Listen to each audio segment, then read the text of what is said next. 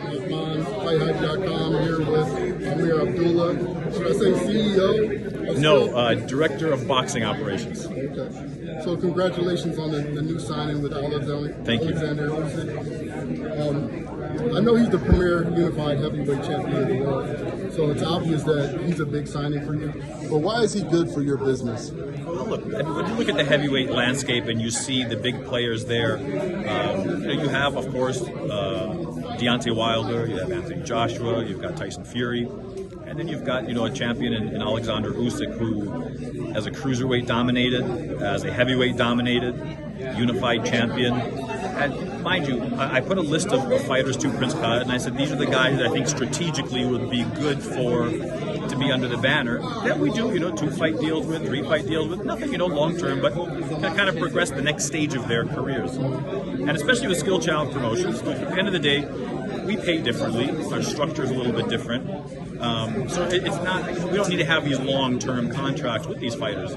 But in Usyk specifically, he's in a great position right now. He has conquered the cruiserweight division. He's right now got 3 out of the 4 heavyweight belts. And he has a lot of great options after this fight. He's got the Dubois fight, of course, that they won the bid for, which we'll do our first fight with him there. The second fight will be hopefully in December, and then we've got a very interesting Q2, Q3 fight that we're putting together also for him. So there's a lot of excitement around Oleksandr Usyk. So ultimately, it's a 3-fight deal? Well, I don't want to say that it's a 3-fight deal. It's a multi-fight deal. We'll put it that way. Okay. What does skill challenge promotion provide differently to the boxing world? Fair question. Okay. Fair question. The answer to that is we're not a promoter in a sense of we're signing guys so we could keep them all under in-house and fight each other, or have to share them or whatnot. The whole premise of what Skill Challenge Promotions is to be able to put on the biggest fights for the fighters, for the fans, like the slogan says, work with all promoters, work with all networks, be able to put the top guy versus the #1 contender. I always use the example of Mayweather-Pacquiao and how long that fight took, and it could have been because of network issues, promoter issues, whatever it may be. What Skill Challenge Promotions is doing is putting the best guys against the best guys, eliminating the whole red tape of having to this and that, and all of the bureaucratic red tape and political red tape. We can get right to the source.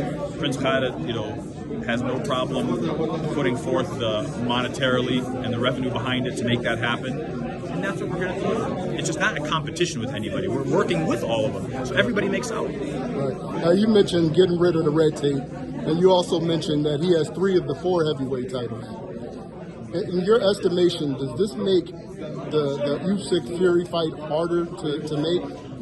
Or there's 3 things I used to say I never talk about publicly, and that was religion, politics, and Floyd Mayweather. Now it's religions, politics, and the undisputed fight.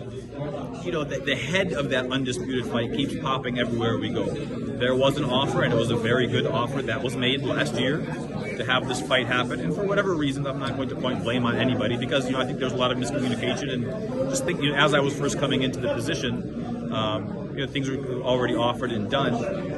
But there will be another offer that's made, and it'll be a take it or leave it deal. It'll be on the table. It'll be a very good offer, and these guys got to get through what they're going through now. So, boxing's a 6-month business. I can't tell you what's going to happen in December because Usyk's got Dubois, Fury might fight, AJ might fight, Deontay might fight. But I will tell you, if everything is paved the right way and it works the way that we're hoping that it works, then we're looking at a massive December card. If you can't make the Fury fight, what would be a good second fight or second option, I may say? Is it Ruiz? Is it Wilder? What's the better second option? On and on and on. There's talks about him maybe going to a different weight class. There's talks about there's so many options with Usyk, and that's what the versatility in Oleksandr Usyk is what makes him very appealing for us. We can keep him at heavyweight, and we'll talk with Alex and Hijazi. We can keep it at heavyweight. We can go to cruiserweight. He can do a lot of different things in maneuvering. There's great options everywhere. Now we got the mecca of boxing, which is MSG. We have a lot of boxing going on at Barclays. How likely is it for the Middle East to be like a major hub for boxing moving forward? Oh, it absolutely will be. I mean, God willing, right? I mean, as long as nothing crazy happens. I'll tell you this. I had a great meeting with Sheikh Fahad Al-Thani of Qatar. Him and Prince Khalid have a wonderful relationship. I think you're going to start seeing, and I'll tell you here, before anything is official, but there are great discussions between the Kingdom of Saudi Arabia and Qatar and doing a unified boxing program together.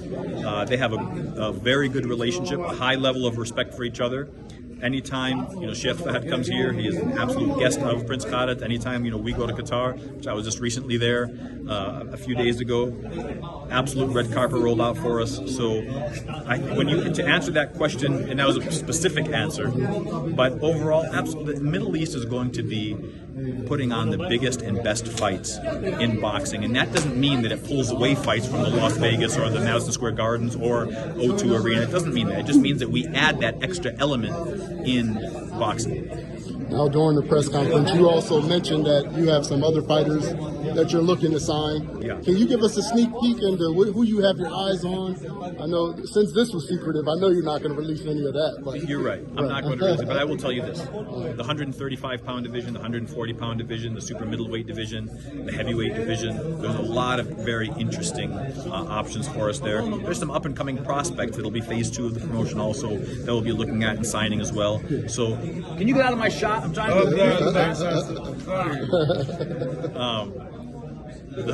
there's a lot of great options for us. I was talking to Badu Jack for a little bit. He said that he's looking to fight during the fall.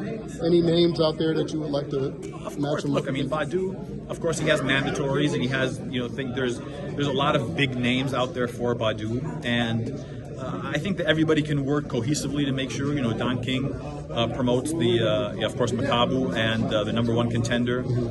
But there are other options that are out there as well, and I think everybody works uniform for the integrity of the sport and for what the fans want to see.